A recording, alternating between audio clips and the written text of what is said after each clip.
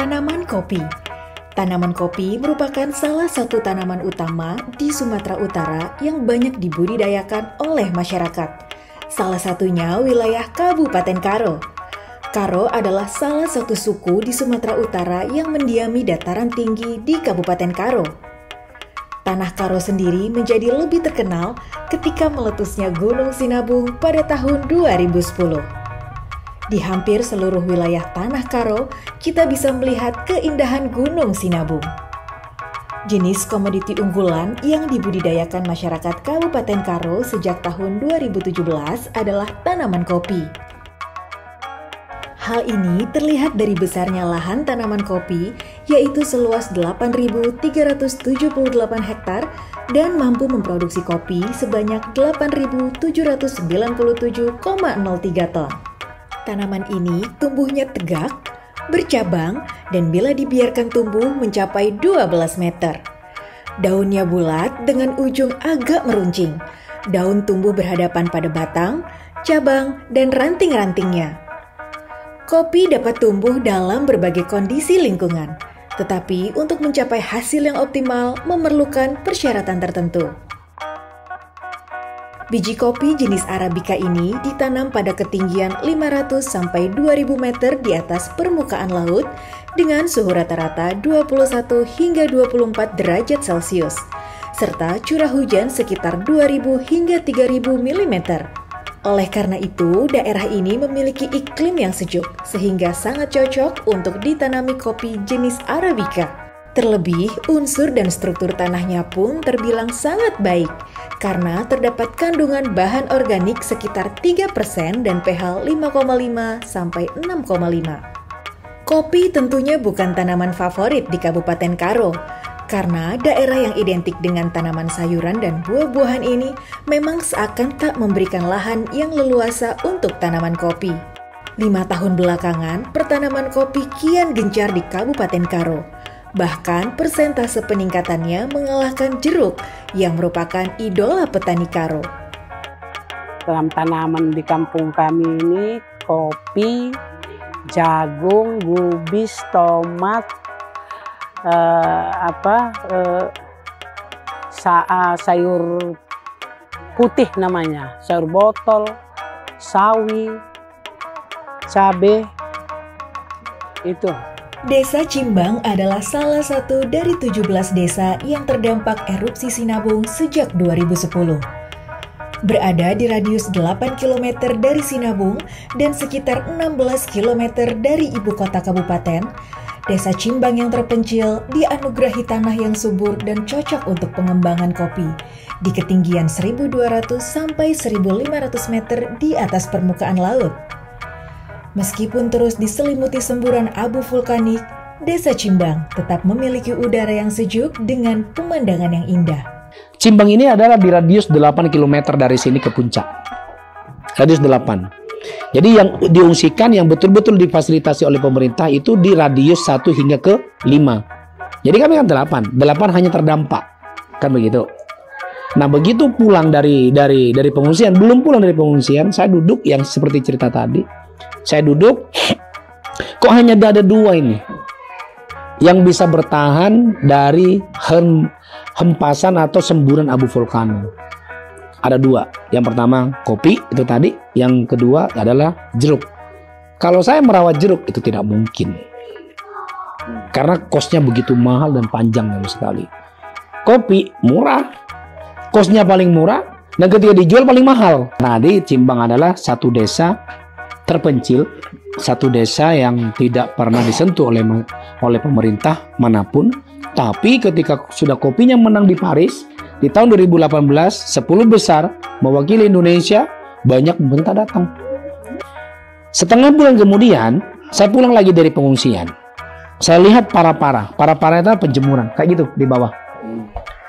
Penjemuran saya sudah hancur runtuh. Apa yang saya lakukan? Hanya bisa meratap, menangis. Ya Allah, kok bisa kayak gini ya? Udahlah barang nggak laku, gagal, jatuh ketimpa tangga, dari para-para saya harus mengutip lagi. Cobaan apa yang kamu berikan kepadaku ya Allah? Serius, saya bilang seperti itu. Akhirnya apa yang terjadi? Saya coba kutip satu persatu, saya ambil para-para, saya suruh anggota buat para-para lagi, para-para yang baru, tanpa melakukan penyucian. Pokoknya nggak mau ribet, ya udah angkatin aja deh. Begitu dijemur, hari ke-7 saya tidur di sini. Di hari ke-7 udah kering. Bos, gagal dah. Yang penting benda ini udah kering. Gimana caranya? Yang lu bilang mau jadikan green bean. Apa tuh green bean? Udah deh, malas juga ngomong sama lu. Ngomong aja deh. Dia ngomong, ya udahlah.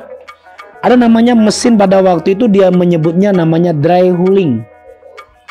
Ya kan, dry hulling. Dia harus pakai haler. Dia haler. Aku nggak punya yang kamu sebut. Ya udah tumbuk aja. Saya tumbuk. Pakai lesung puk. Alhamdulillah seminggu juga. Yang 1 ton 200 itu seminggu juga dengan 12 orang. Numbuk semua. Ditumbukin 14 orang. Seminggu baru siap. Ditampi begini sebagainya. Begitu siap, saya foto. Pum, nih. Ya maklum lah, fotonya kan foto bagus. Burak semuanya di situ gambarnya. Ya kan? HP-nya bagus, internasional ya kan? Di foto sama gua, waduh. Oi, bagus, burak semua. Oi, gambar apa lu kirim? Ya udah, itu yang ada. Gini aja deh. Gue penasaran dengan lu. Dia penasaran dengan apa yang saya lakukan, dengan antusias, dengan kerja keras yang aku buat. Gini aja deh, gue nggak mau beli kopi lu, tapi gue mau minum kopi lu yang kamu buat. Iya, itu yang gue mau. Saya kirim 1 kilo. Nyampe ke Jakarta, begitu. Weh bre, udah nyampe nih kopi. Dia pakai video call, pakai WhatsApp saya. Iya. Oh cicipin ya, tapi gue nunggu seminggu nih, belum di resting. Kata resting pun baru denger. Apa resting? Ya udahlah, seminggu. Selang seminggu kemudian dia kaping. Mau kaping apa? Kaping lagi saya bilang kan. Dia kaping, dia cicipin beserta teman-teman yang dari Jerman itu tadi. Tahu apa yang terjadi? Mas, berapa yang mau dijual? Nggak tahu berapa. Berapa kilo? Belum ditimbang? Memang belum timbang. Saya nggak punya timbangan pada waktu itu. Kopinya berapa mas mau jual? Berapa lu mau beli? 27 boleh? 27. Di pikiran saya 27.000 atau 270.000. Saya bilang apa? Daripada nggak laku, ambil deh. Serius lo? Serius, ambil. Nggak minta tambah? 30 dah lah. Kalau lu minta tambah, gue ambil 30. 28 deh ya. Oke deh, 28. Gini mas, ya. Si buyer dia mau minta 3 juta. Tetapi kasih dong sama gua 200. Jadi 2.800.000 sama gua. 28 jadi ya. 2.800.000. Saya langsung begini, Mas. Allahu Akbar saya bilang. Serius. Kali 500 kilo. 2.800.000 per kilogram. Dia langsung memberikan nama Volcano Coffee. Berdasarkan erupsi tahun 2010 silam, abu tersebut lebih menyuburkan tanah, namun memerlukan proses yang lama. 3 tahun silam, erupsi gunung tersebut sangat mengganggu proses pembuahan jenis tanaman solonase seperti kentang, kubis, tomat, dan cabai, karena tanaman tersebut tidak mampu bertahan di lingkungan ekstrim.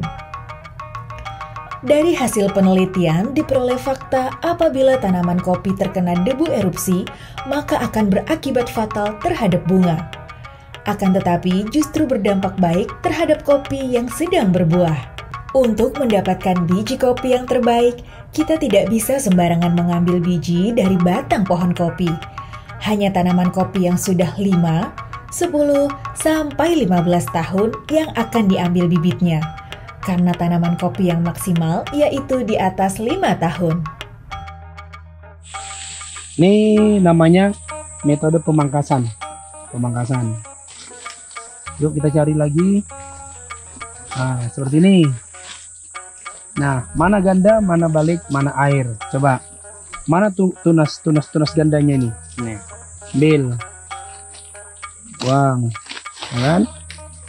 mana primer yang bisa dipertahankan, ini atau yang ini atau yang ini, primer yang bisa. Kenapa kok bisa ini? Ini harus dibuang. Soalnya ini bukan kategori di samping, ini masuk kategori atas. Harus dibuang. Nah, ini juga. Ini kategori tunas air, dia posisi ada di atas.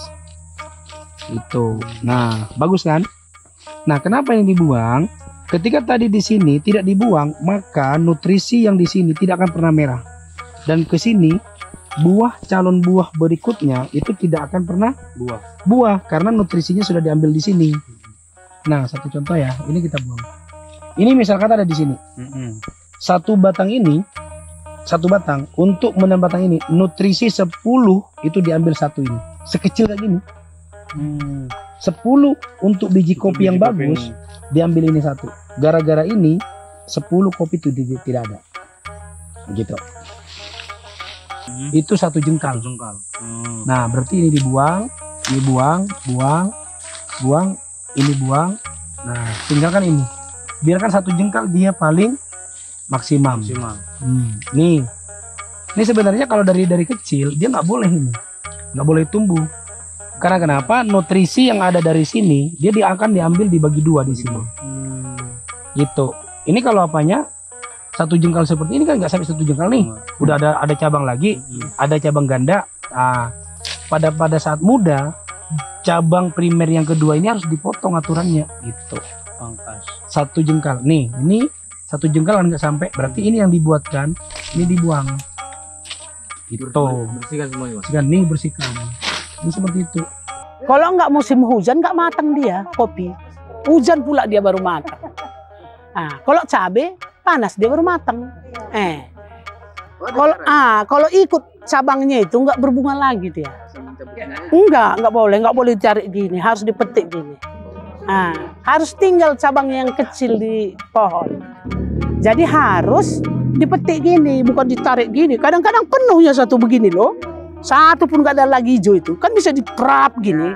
Nggak bisa. Jadi orang upahan itu pun harus kita periksa itu selalu kalengnya. Ada juga yang nakal ditariknya gitu biar cepat penuh ember kan. Nah itu besok lagi kok nggak bisa ikut bilang gitulah. Habis nanti nggak bisa lagi kita panen kan. Nggak berbuah lagi. Iya. Saya membeli kopi seperti ini, cherry namanya. Harganya 9.200. Setelah itu kami olah menjadi gabah. Lalu dijemur, lalu dibersihkan semua baru dijual. Jualnya ke kota Kabanjahe. Kalau kegiatan kami pengepul ini banyak, ditimbang terus dibayarkan. Kalau udah sore nanti digiling semua cerinya. Besok pagi dicuci dulu baru dijemur. Siap dijemur, diangkat ke rumah lalu dibersihkan lagi. Bersihkan lagi baru bisa dijual. Setelah panen, buah kopi yang dipetik kemudian dibawa ke tempat pengolahan untuk diproses. Produk kopi Cimbang Sinabung memiliki 3 proses natural: honey, semi wash, dan full wash.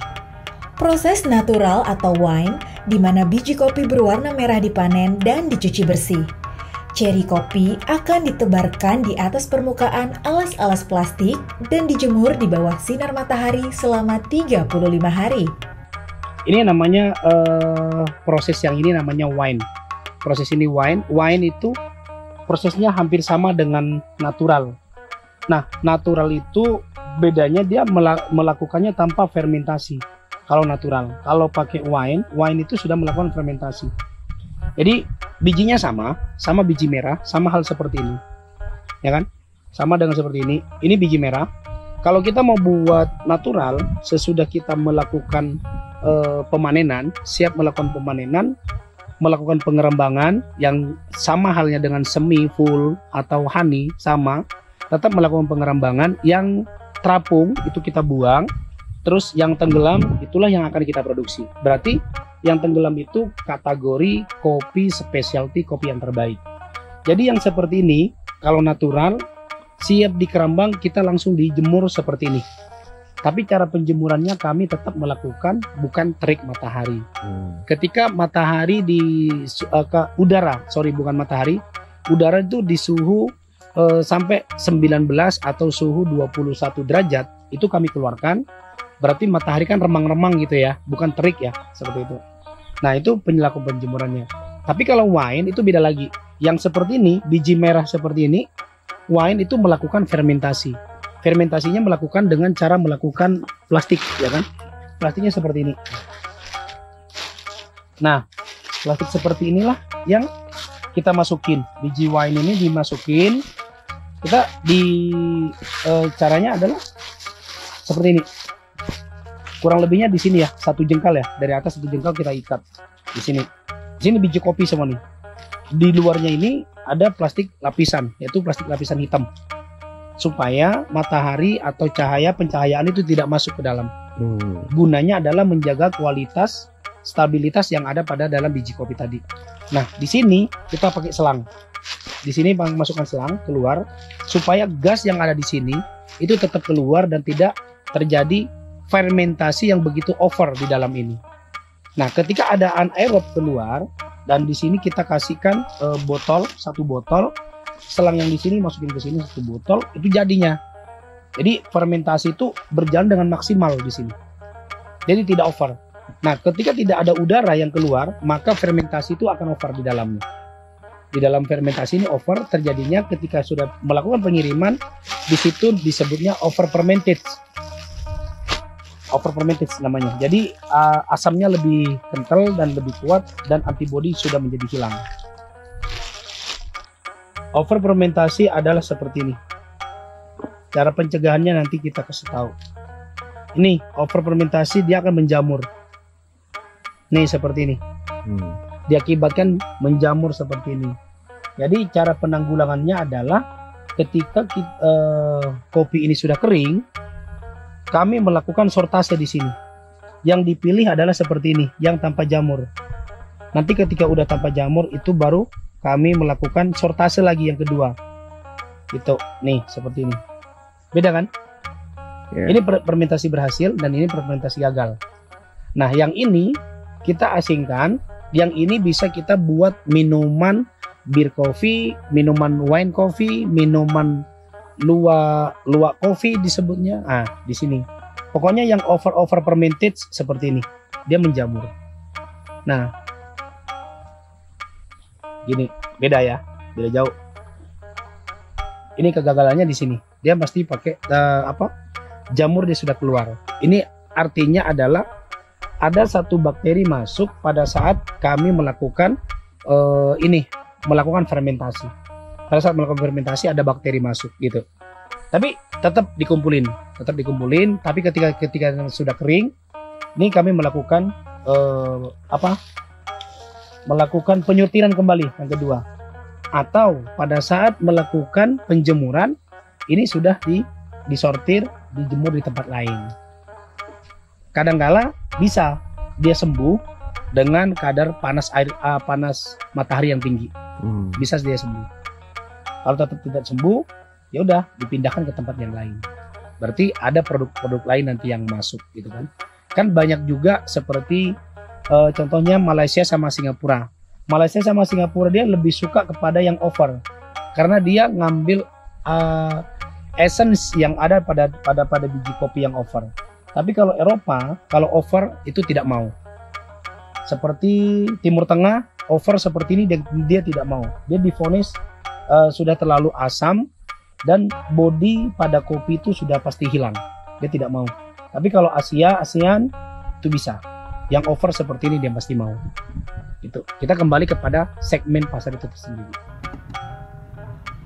Pada proses basah yang disebut juga full wash, biji kopi yang sudah dipetik masuk ke dalam proses pemisahan atau sortasi. Di tahap ini, biji kopi dimasukkan ke dalam air dan jika biji kopi mengapung, ini menandakan biji kopi tersebut tidak bagus.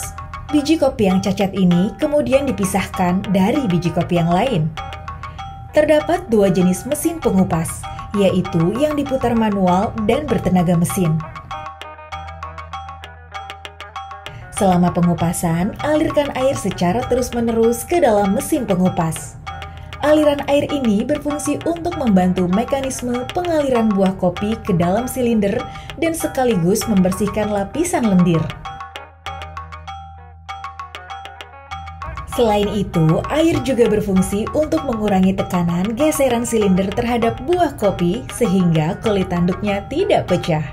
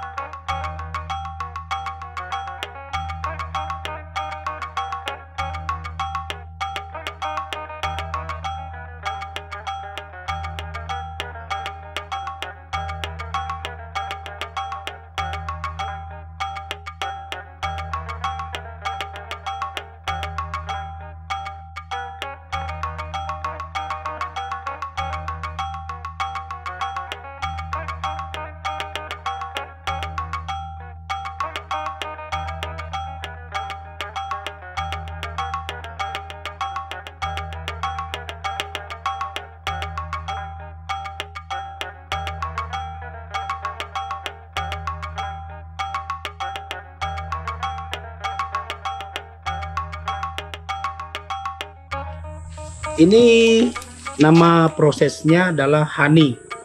Honey itu adalah prosesnya kita mengambil biji kopi merah, cherry merah itu kita melakukan pengerambangan menghindari benda yang seperti ini.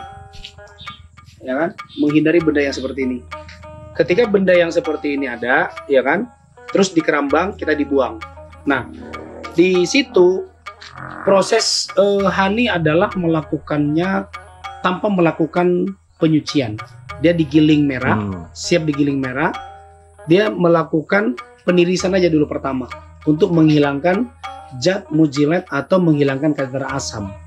Menghilangkan kadar asam itu metodenya adalah kita pakai goni, ya kita tiriskan dulu. Setelah dari situ kita baru langsung melakukan penjemuran. Yang sesimpel-simpelnya produksi adalah ini, sesimpel-simpelnya. Begitu siap digiling merah, ya udah kita langsung jemur. Jemurnya di tempat yang seperti ini agar supaya mujilat itu hilang. Dia pakai jaring seperti ini. Pakai jaring seperti ini, mujilat dia akan langsung turun. Nah, kalau yang di bawah ini full wash. Yang ini full wash, yang itu semi wash. Yang semi wash itu yang full wash ini. Dia kalau semi wash itu dengan full wash sama, cara pengerjaannya yang sama. Pengerjaan yang sama tetapi melakukan penyucian yang berbeda.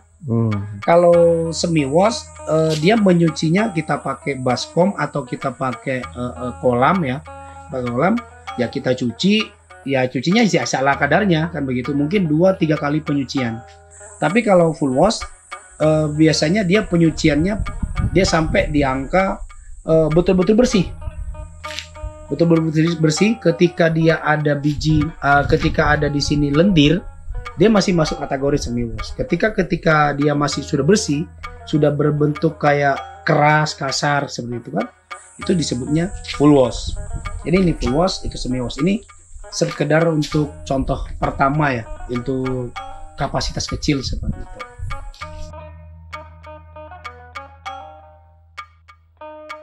Ketika udah saya perlakuan sama, ambil gula merah. Gula merah 1 kilo yang original. Kalau tidak original jangan beli. Lebih bagus jangan membeli. Yang betul original. Biasanya yang dari original itu dari Tangerang, suku Baduy. Carilah linknya yang ke sana. Ada kotor ya dia. Kalau nggak salah ya. Iya. Rada kotor. Rada kotor kalau yang nggak asli. Yang asli, sorry, yang asli rada kotor. Kalau itu ada kayak bercak mengkilat kristal. Betul. Pandai sekali. Dan ketika diginikan dia payah. Ya. Ya kan? Dia keras, dia bukan lembut. Ketika lembut dijamin.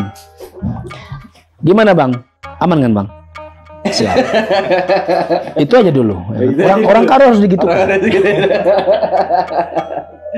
Nah, ambil yang betul-betul asli. Kalau tidak, saya tidak menyarankan. Ketika terjadi kesalahan produksi, saya angkat tangan. Tapi kalau yang asli, saya bertanggung jawab. Ambil dari suku Baduy. Saya bukan mempromosikan Baduy ya. Memang Baduy bagus. Saya gula merahnya itu dari Baduy semua. Pandeglang bagus. Bagus. Itu original. Itu asli. Nah, setelah dari situ, ambillah gula merah tersebut. Itu 1 kilo. 1 kilo cecah atau di kecil-kecil, masukin, kasih air dingin kurang lebihnya 1,2 liter. Jangan 1,5 perbandingannya. 1,2 atau kalau mau bagus 1 liter. 1 liter air, 1 kilo gula. Masukin air dingin, letak di kompor. Hidupin dengan secara full gas. Ya kan? Kuat ya, Kuat. Setelah itu aduk. Jangan berhenti mengaduk. Nah, di situ di kami mengatakan ketika gula merah diaduk tanpa berhenti, dia seratnya akan terus bergulir dan seratnya bukan mengikuti apa yang di apa namanya gelembung seperti apa? buih-buih itu ya. Bukan. Tapi kalau diaduk dari gini, diaduk terus, dia seratnya itu bagus. Nah, setelah dari situ yang pertama, yang kedua ketika diaduk terus, maka bakteri yang masuk itu akan mati. Bukan bakteri pengendapan. Ini nih kompor nih, gas nih, diginikan nih. Udah kasih gula, kasih air, ya udah, lu tunggu begini. Tanpa sadar bakteri masuk, bung, bertelur dia, makin banyak bersarang. Ya kan? Nunggu panas dia baru hancur, belum tentu hancur. Kalau sudah kebal, apa nggak makin bertelur di situ? Karena posisi terbuka nih, tertutup, tidak boleh. Iya. Ketika terbuka, aduk. Jadi bakteri masuk udah langsung mati. Ketika udah mulai menggelembung, ya udah biarin aja. Dinginkan itu dengan secara tertutup agar bakteri tidak masuk lagi.